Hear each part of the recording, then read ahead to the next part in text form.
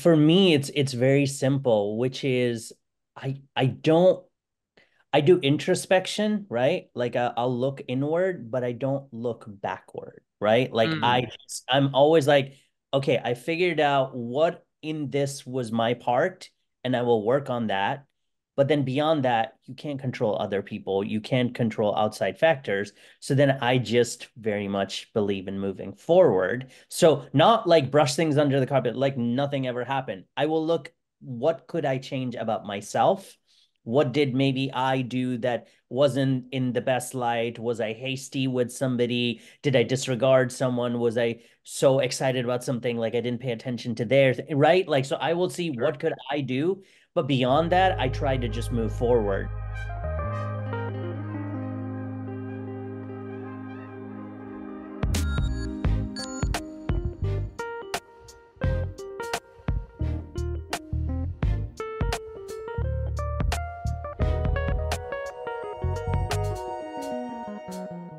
Hello, everyone. Welcome back to Everything's Okay, a mental health podcast brought to you by the one and only Crazy Ant Media, where each episode we talk about certain topics that may or may not lead into deeper conversations. Today's episode is about masking emotions, and it will feature a friend of ours. He's been on the other podcast, ItCap podcast, before, and now new to this one. He is someone that Hollywood needs right now in their everyday life, and especially someone who doesn't necessarily seem to sleep because he always has something new coming out. He's a writer, he's a director, an all around good person. Everyone, please help me welcome the one, the only, the great JS Mayank. Man, we're super excited to have you on this podcast. How you doing, buddy?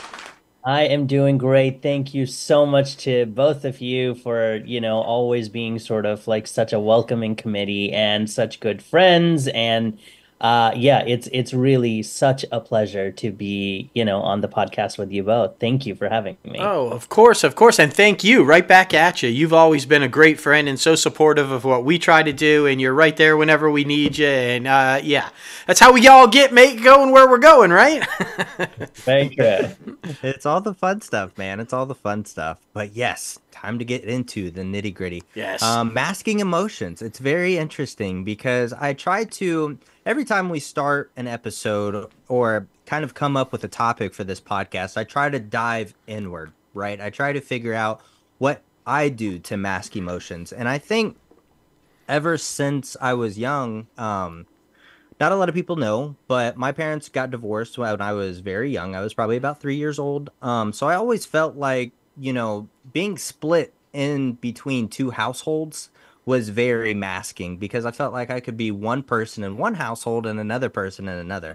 Mm, Kind of figuring out how to maneuver around each parent and how I could, I guess, get my way or be more friendly. And I've always talked about being a people pleaser. So I've always tried to put on that mask as well to where, nothing's wrong with me. Let me know your trauma. Let me know what you're going through. And I don't have to tell you any of mine, which in return causes a lot of, me pushing down emotions, me yeah. masking emotions to where I necessarily can't necessarily ever come up come up with the words to let things out.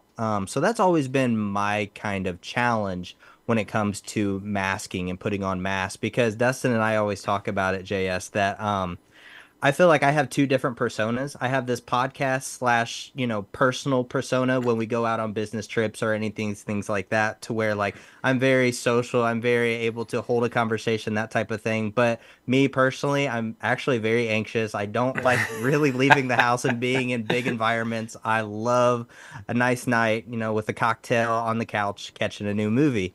So those are my different kinds of ways to mask or either put on different personas. And I'm very curious, JS, because with your cultural background, we've had a couple of others, Southeastern Asian people on the show to where they talk about how your culture isn't necessarily the most welcoming when it comes to mental health or talking about emotions. So, what ways do you mask and what ways are you able to let the mask down and be yourself? Yeah. Yeah, it's really, really interesting because so I'm going to, as in most conversations, I'm a little bit of an anomaly from a lot of people that are from similar backgrounds. So yes, I come like my family, they're in India, they live in India now. I kind of grew up all over the world, but the advantage that I had is they're both doctors, Mm, and weirdly enough, I contribute sort of like anything. I'm well adjusted to my parents who were, knock on wood, one of the biggest blessings. They were incredible parents. And I was really, really lucky in that they taught me and my sister from a very young age, like, it's okay to ask questions, it's okay to have feelings, emotions, it's okay, and you need to find ways to express them. Now, that doesn't mean like anybody's perfect, right? right. So I think the way it manifested for me was I grew up all over the world. So growing up, I didn't really have a lot of friends. I was somebody who I'd make a friend and then, we would like move a different place, or, it was a constant sort of picking up and getting to go. So I think for my side of it, I'm incredibly introverted. And that's Right. something that most people who meet me, they're just like, no, I saw you pitching this thing and I saw you commanding the set and I saw you. And I'm like, it drains me so much to Yeah. do that. If I have a pitch, that means I will tell everybody in my life, hey, don't talk to me the day before, and I'm probably not going to talk to you the day off and the next day because I need that time to recharge and just sort of like receding. So, like you said, my sweet spot is just kind of being alone, either staring at a wall, thinking of the movies that I want to make, or watching somebody else's incredible work. But Yeah. I feel like in terms of the masking of emotions,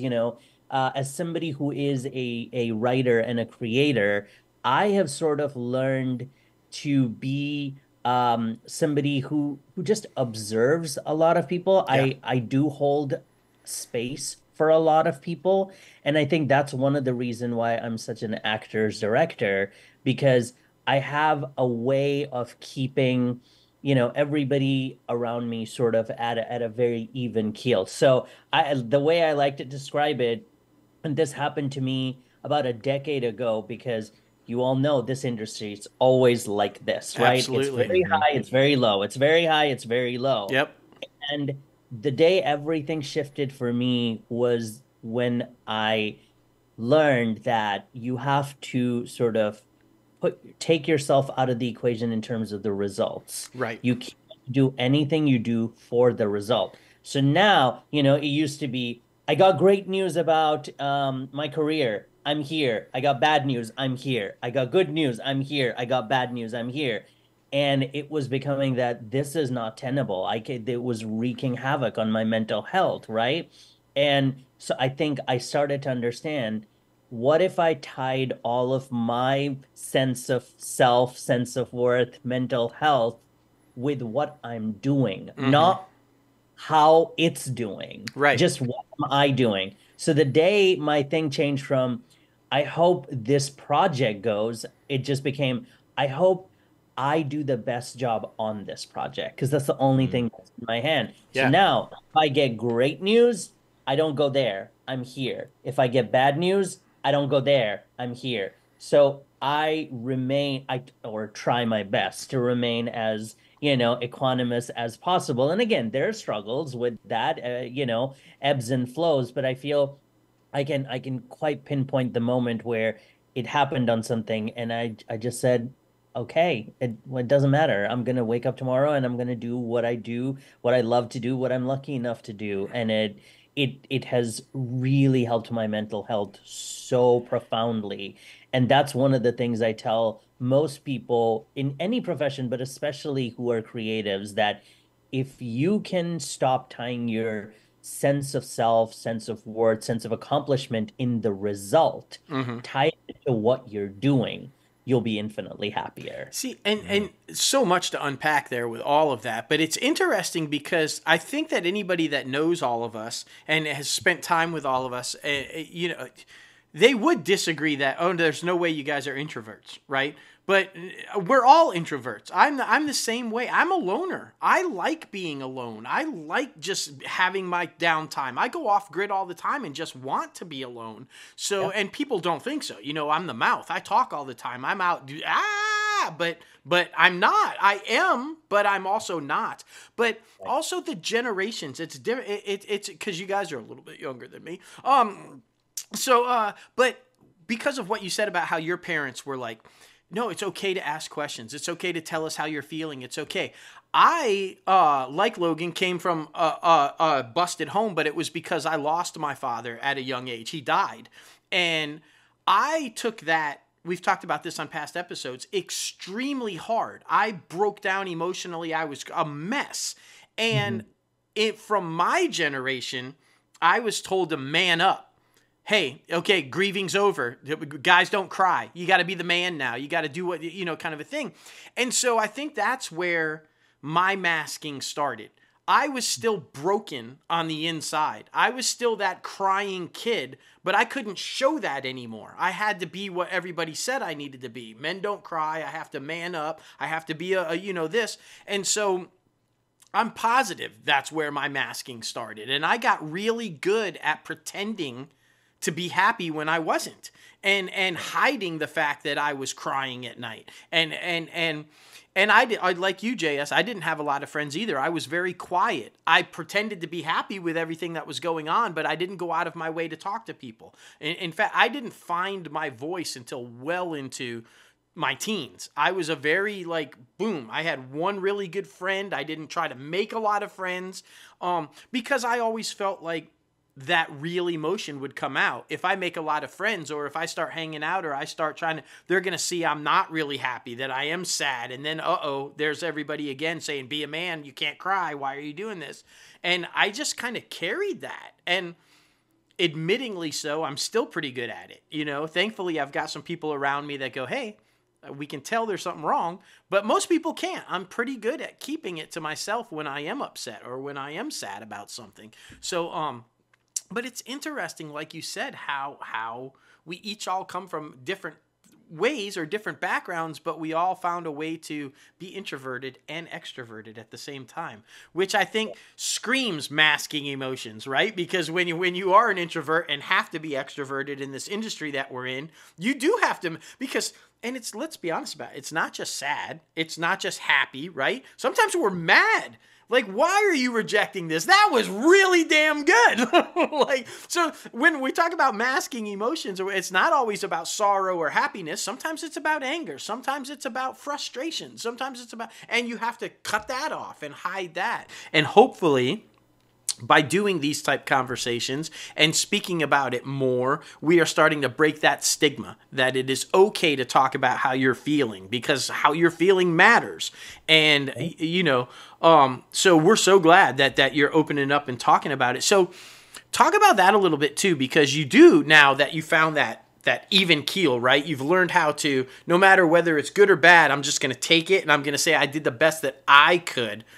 Right. But you still got to get a little angry sometimes, or a little frustrated sometimes, right? So how do you deal with the frustration of, you did everything right, you put your best effort forward, it still wasn't recognized, it still wasn't taken? And I'm not talking about just in our work and in what we do as creatives. I'm talking about in life. Maybe you're putting your best foot forward to somebody you're trying to impress in a personal relationship or something, and it's just not clicking, it's not there. How do you deal with that? Honestly, I think for me, it's very simple, which is I don't, I do introspection, right? Like I'll look inward, but I don't look backward, right? Like Mm, I'm always like, okay, I figured out what in this was my part, and I will work on that. But then beyond that, you can't control other people. You can't control outside that's right. factors. So then I just very much believe in moving forward. So not like brush things under the carpet, like nothing ever happened. I will look, what could I change about myself? What did maybe I do that wasn't in the best light? Was I hasty with somebody? Did I disregard someone? Was I so excited about something like I didn't pay attention to theirs, right? Like, so I will see Sure. what could I do, But beyond that, I try to just move forward. So, there's a pretty famous quote that Meryl Streep said that I believe Carrie Fisher said first, which is take your broken heart and turn it into art. So I think that's sort of what I live by, and I try to take any frustration, any disappointment, anything as fuel, Mm, right? And I say, okay, well, I guess I'm gonna have to put all of this, any kind of negativity, any kind of pent up, feelings that aren't, conducive to this, and try to turn that into something positive. right. Use all of that and take that lump of coal and try to see if we can turn it into a diamond. Because I do control, how I feel. Because Absolutely. yeah, I don't like when other people can control how I feel. So I say, okay, you did your actions. I'm going to think about my part of it. I'm going to see if I should put boundaries with somebody, right? I can say like, hey, we went through this thing. I didn't appreciate what you did here. And then I can then decide, do I speak to them about not doing this again? Do I remove myself from the equation and just say, hey, maybe this isn't something that's healthy for either of us, right? Like you can try to do that. And then beyond that, try to move forward with like the best foot forward and learning lessons, for yourself. Like, oh, okay, I maybe shouldn't have done that, or maybe I should have taken a beat and really thought about it. Yep. But then beyond that, I'm not somebody who like lives the same thing over and over and over again, which, I'm very grateful that I'm able to let go of. Yes, most definitely, because it's very interesting too, because like you were talking about Dustin coming from that generation of, the man up situation. Well, like it always starts with people who go against the grain rather than Right. with the grain. Right. And to be able to change your perspective on things, I feel like necessarily wasn't really a tool that was adapted until honestly a couple years ago, or at least it wasn't talked about as often until a couple of years ago. So to be able to, learn from experiences like you were just talking about, JS, and or learning from other people, because I like you, I like watching other people's trials and tribulations so I don't have to go through them. And that's Sure. something that is very interesting that I feel like not a lot of people think about. They always let people deal with their own situations, and then sometimes they go through a similar situation and then they're like, oh, I see now. I see what was happening. But to be able to be so open to everybody else's world, but not necessarily letting it affect you to where you can grow. You can learn from other people's experiences as well as your own. So that's always very important. And to be able to learn, when to let things go, I think that's so important. Mm-hmm. And to be able to feel your feelings, because it's okay to feel whatever you're feeling. It's okay to, let your guard down, put your guard up. But as long as you are able to get back to your safe space, your home, wherever you're with your family, what have you, and to be able to be yourself again. I feel like that's what's the most important thing.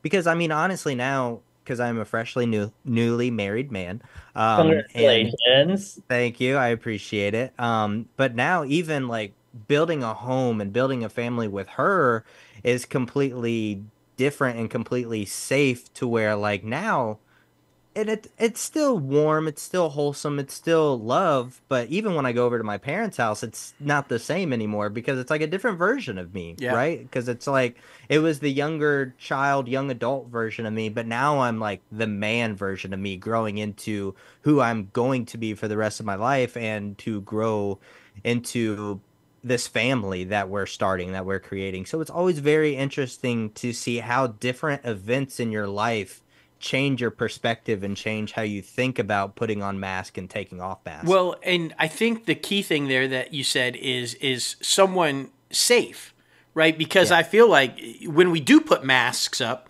I think it's critical that we have somebody, hopefully more than just one, but somebody in your life that will be real with you, that is not scared to come at you. Because I feel like sometimes when somebody's hurting and something's just not right, you don't want to get in. You don't want to, because you feel like it's not your place, or they're going to get mad at you. It's none of my business. Why are you, kind of a thing.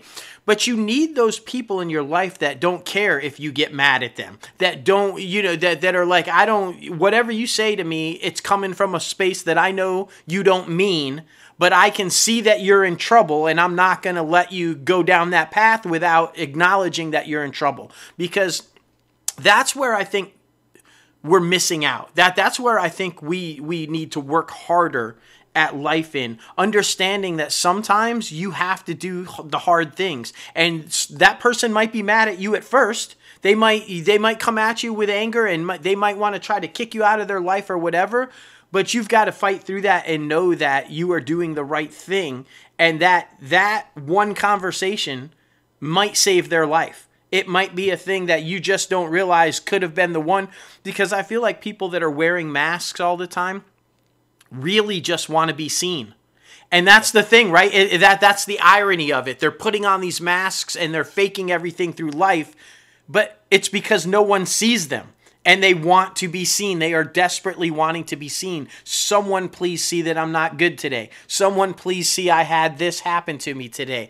And so we need those people to say, I see you. You can take that mask down. You can take that wall down. I see you. And I'm going to tell you whether you like it or not. And thankfully we have those. And we've been that for each other. And so I love that this conversation is there, and I think this is a really good transition into your film that we want to talk about, because it's exactly that. Sometimes it's the people that you think everything is fine with, and they're the ones reaching out to try to help everybody else. They're wearing the mask. They're the ones really in trouble, and nobody's paying attention. Nobody's asking, "Are you okay?" We miss the warning signs, right? Nobody just takes their own life. Nobody hurts themselves. Nobody goes out and shoots a school full of kids without warning signs. There are always, are we doing a good enough job to see that, to ask those questions? So let's talk about the film a little bit. Tell us how it came about. Let's talk about what the name of it is, how you got it, where it came from. And we're going to get a little deep, because the subject matter is, it's a suicide, and it's a masked emotion. Somebody who appeared to be just fine was not okay. And the person that you thought was struggling was not the person that needed really to be seen. It's the other. So talk about that.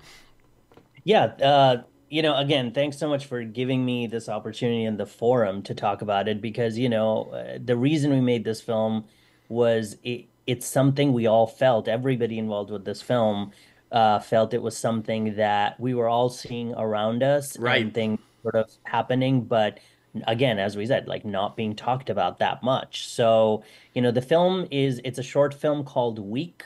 It's on YouTube. People can just, find it and watch. It's about 15 minutes.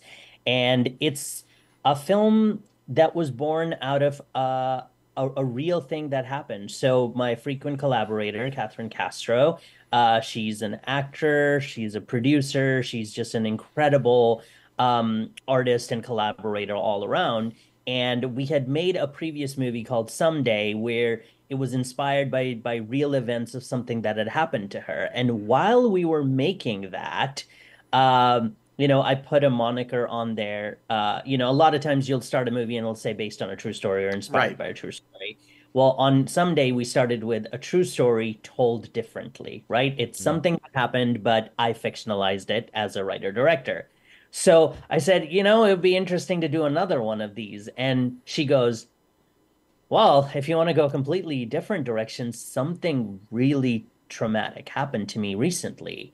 Mm. And so she had gone to a shooting range because a friend of hers was like, "Hey, I want to show you how to do this." And she's an actor. She's like, "That's a valuable skill for me to know, how to handle firearms." So she went, and somebody there, somebody, not somebody that she knew, but there was another person right next to her who happened to take her life. And, it happened like in front of Catherine. Mm. So Mm. she was quite rightfully, like absolutely aghast and very traumatized by this.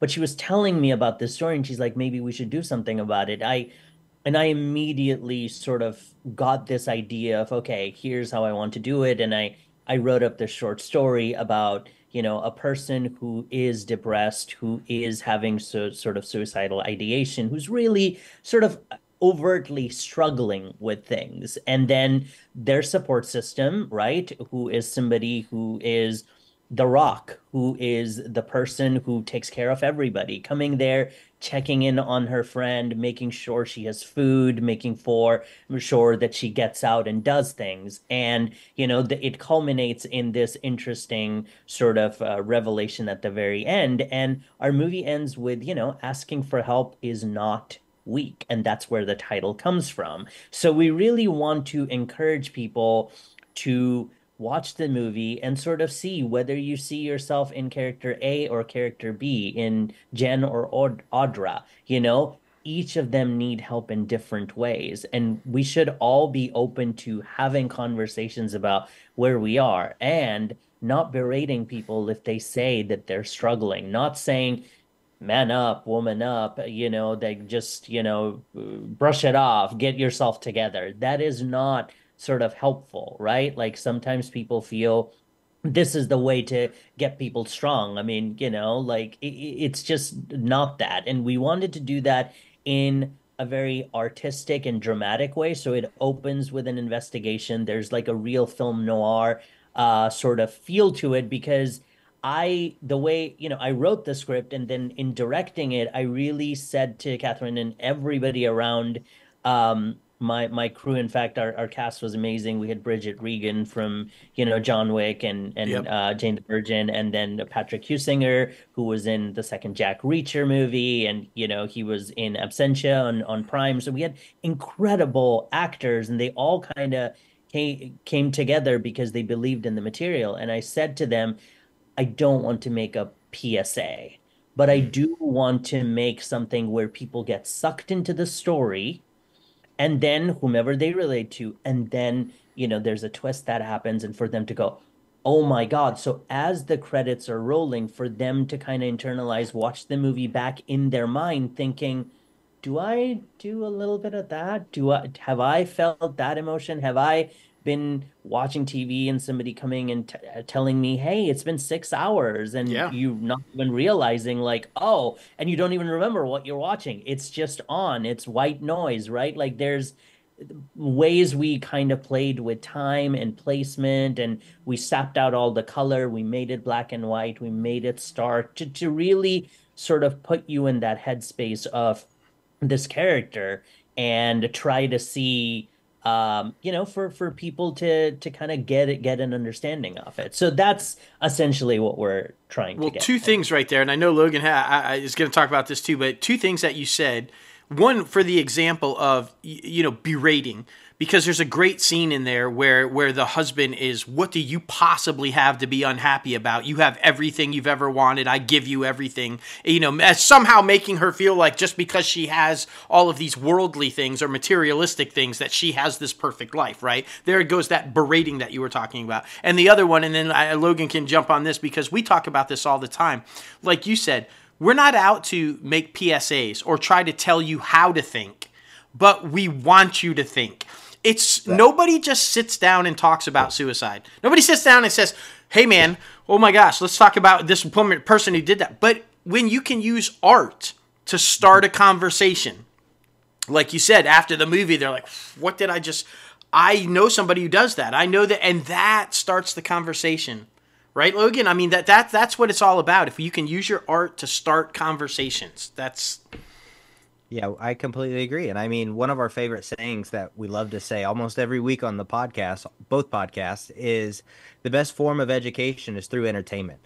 So to be able to educate yourself through someone else's emotions, because, the ever evolving door of emotions and the ever evolving door of different people's personalities that of course there's similar traits, but there's something different between us three. There's something different between the billions of other people that are out in the world. So to be able to learn from their experiences and be able to bring that into your own life to where you have different perspectives, that's very important. And yeah, I whoever played the husband, perfect job, perfect asshole. Because like, Adam did it greatly. He's a terrific actor, a phenomenal person, sweetest guy. there we So go, complete really 180. channeled, yeah, completely the opposite of who he is. He's such a lovely person, a fantastic actor, and I'm a huge fan. But yes, he channeled that really well because he said, Hmm.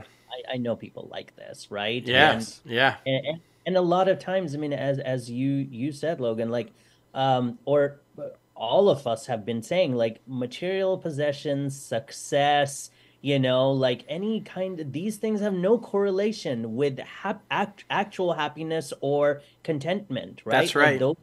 those are not sort of going hand in hand. I mean, struggles come, there are a lot of different sorts of struggles and people do them differently, but to say or invalidate somebody's experience just because they have a certain amount of something that you perceive to be more valuable than the other, that's not, again, like you might be happier having X, Y, or Z, but you can't say that person has no business being unhappy. Because that success or that big house or that nice car is a mask. For some Right. people, it is a mask. Yeah. It's you, like you said, that might be great for you. That might be your true happiness. But for me, it's a mask to hide what's really going on. I want the world to think that this is amazing, but I'm struggling back here. And so, yeah, just to kind of bring it full circle, what perception can play a lot of tricks on a lot of people, and which is why it's so important to ask questions. And like I said, don't be scared if you're going to make somebody upset. Don't be just go for it anyway. Say, hey, look, I think you're full of shit. I think something's going on and I need you to talk to me because I don't think you're okay. And I love you and I care about you and I want to make sure, because I feel like we need to do a lot more of that when we feel like somebody's struggling and be okay with it because, that's how we're going to save lives. That's how we're going to make a difference is to start these conversations and not be scared to do it. Yeah, Absolutely. And I think it's completely really agree. important to have some sense of reciprocity. There are a lot of people, as we said, who do check in on everybody, but nobody's checking in So, on them, exactly. right? Like, Mm. Yep. I think Hmm. that's a really important sort of thing that was crucial to us to tell that version in the story because everybody's like, no, like everything was fine. And it's like, oh, I was so busy doing my own thing. I Never. never asked how you're doing, Yep. right? Hmm. Yep. And it can be as simple as just a one like somebody checking in on you and like once you've gotten sort of like some sense of semblance of what you're saying, maybe just say like, by the way, how are you? And sometimes you don't even need to do any more than that. Just Exactly. that somebody cared enough to ask you that is good enough. I mean, a prime example is a lot of times I will, if you call something for customer support or, you're on hold forever with Spectrum or something like, right? Like you have those, you call Ticketmaster because you can't get through or something like that. And so many times, they'll say, "Oh, I'm so sorry," and blah blah blah. And I know that this has been really annoying, and I'll be like, it's okay. And by the way, it sounds like you're very sort of like tense. Is it okay? Like, I'm cool. You can take a moment, Yeah. take a deep breath like that. I can't tell you how many times I've had the person on the other line almost get to the point of crying, just being like, Mm. I, I've been doing this for 6 months and all I've heard is people yelling at me. Like, Yeah. Mm. not one person has just said, take a breath. It's okay. Like, this isn't the end of the world. There's not going to be a nuclear missile that will get locked and loaded to your location if this doesn't get done in 30 seconds. Exactly. Right. And so I just like to say, like, if we could all just endeavor to be like, we know individually that everybody's life is tough because your life is tough. Right. Hmm. So how about just lead with kindness a little bit, right? Like Not saying bend over backwards, become a doormat, just be like, aha, everything is perfect. No, not that. But just like a little bit of kindness and reciprocity. I think it goes a long way. It and could change somebody's life. A simple Everything. act of kindness can change people's lives, and you don't even know it. And so Right. I think that's a great way to kind of wrap that up. It is just be kind. If we could Exactly. just get everybody to be kind, just what a world we would be living in if You that heard was it the here on case. this podcast. We That's solved right. it. Just be Yeah, kind. Just be kind. exactly. I wish it was that easy. I wish it was that easy. Well, JS, thank you again for coming on the show and just diving deep into it. Dustin and I like to call this podcast our bi-weekly therapy session because we are able to just, whatever we're going through the past week and a half or whatever we had in our mind, we're able to just speak that into existence, get it out there, and then like you said, don't think about the past and just let it be. But we want everybody to see Week. So again, remind people where they can find it and remind people where they can follow you as well.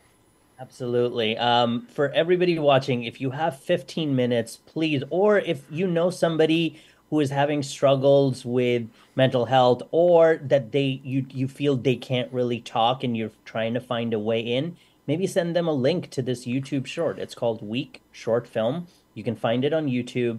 And I am at JS Mayank on both Instagram and Twitter.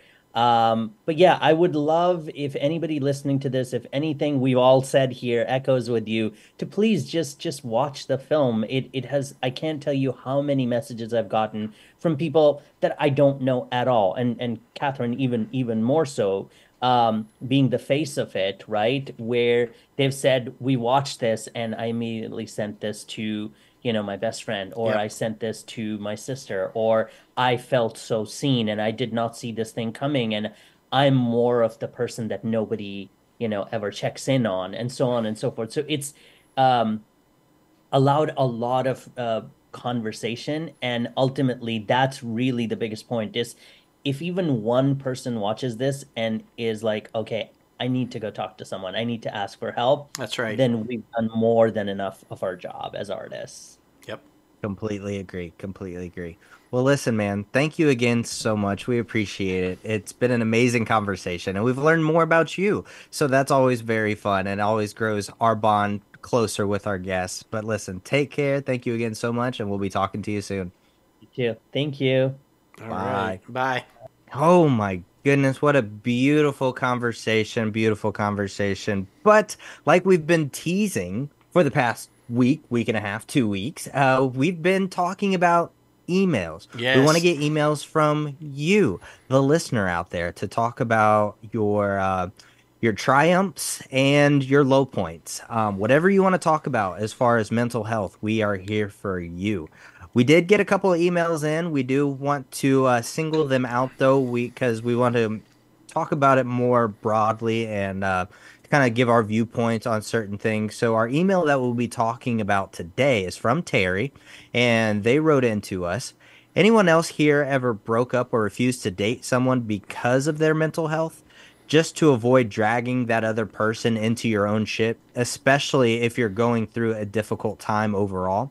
You love that person so much that you can see how it's draining them to be with you and in your life specifically, and you don't want to put them through that. And then on top of that, they've already waited for you long enough to try to get through your little slump.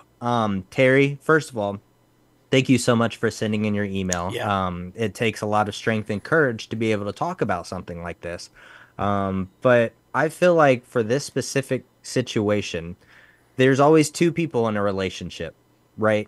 I understand that you may or may not be having some reservations or some anxiety or depression about staying in the relationship because you feel like it may be bad to the other person. But you also have to have that conversation with the other person because, like I said, with it being a two-person relationship, they may want to be there for you and help you through this to see the light at the end of the tunnel.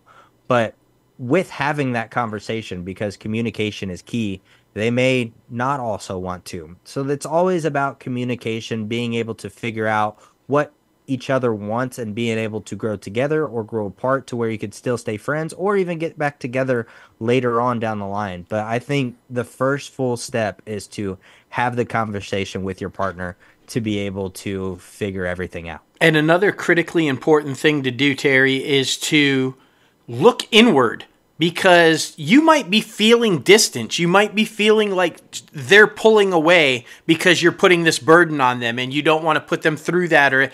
But that distance might not be real. That might be you putting the wall up and keeping that distance and making that. And they might desperately be wanting to get in and take this journey with you and help you and be there for you. And that distance that you're feeling that makes you feel like you want to put them away and break up with them and spare them might be your own doing. So take a look inward and say, am I putting that wall up? Have they been trying to get in and I haven't been letting them in? And then you'll know, as Logan said, do they want to get out of there, or do they desperately want to stay with you and help you and be a part of whatever you're going through? You'll know quickly if you just take that look inward and say, am I doing this or am I doing that might be putting that wall up and making that distance. So, that would be my advice to you. You know, we always have to look in and kind of see, what am I doing? Because I might be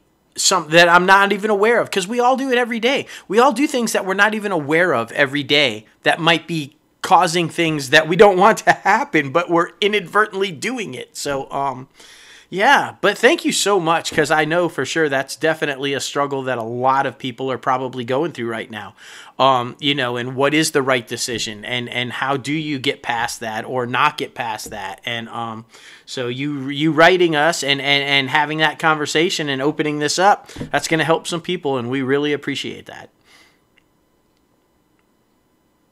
Yes, completely agree. And like we've always said since the beginning of this podcast, we are not professionals. We are not experts. We are just talking about from our own personal experience. You know, being able to talk about your mental health with your partner is something that will grow you to ever so closer. So that's always very important. We've Without always doubt. realized in our own experiences that it's better to have people there for you while you're going through something, Yeah. no matter how long it takes. But like Dustin said, thank you again, Terry, so much, because this is something that a lot of people think about while they're going through a dark time while in a relationship. So again, thank you so much. And like we said, if you want to share a mental health story, it can be a positive or it could be a low light. You know, it's completely fine. Whatever you are comfortable with. It can be completely anonymous, and it could be about the subject matter of this podcast that we did, or one that we've done in the past, or something like we said, just sharing a story. Be sure to email us at info@crazyantmedia.com, where you can send in those emails. And like we said, you can do it anonymously, or if you want to share your name, that's all good. But what an amazing episode. It's always great to have return guests that we've talked to before on other podcasts, and to be able to talk to other filmmakers as well. It's always so curious, or I'm always so curious too, about how other people's thought processes about certain things. And JS definitely did not disappoint. No. And you know, as I think the one thing that we can all come together on as creatives, as no matter where we're coming from, our backgrounds, or why we got into this industry, or why we wanted to be filmmakers or tell stories or whatever, I genuinely feel like we all want to do our part to start conversations. We all want to do our part to just make the world a better place. And if we do that through our art, and I feel like every time we interview somebody, every time we bring on a guest, we find that seems to be the case with most of us, of most creatives. That's what we're aiming for. That's what we're trying to do. And like you said, he did not disappoint. And I love that he was so open. If you guys knew JS and everything, he's not always very, for him to open up and just really kind of dive into it, that was really cool to listen to and get to know him a little bit more, like you said. And yeah, it was amazing, man. It really was. For sure, for sure. And with masking emotions, being able to walk into different rooms and feel like you're putting on a persona like I do, or to hide your emotions like Dustin does, or to, talk about different things that other people are going through when it comes to masking emotions. It's very important to recognize, and it's very important to just feel comfortable in your own skin, and to always realize, always know that everything's okay.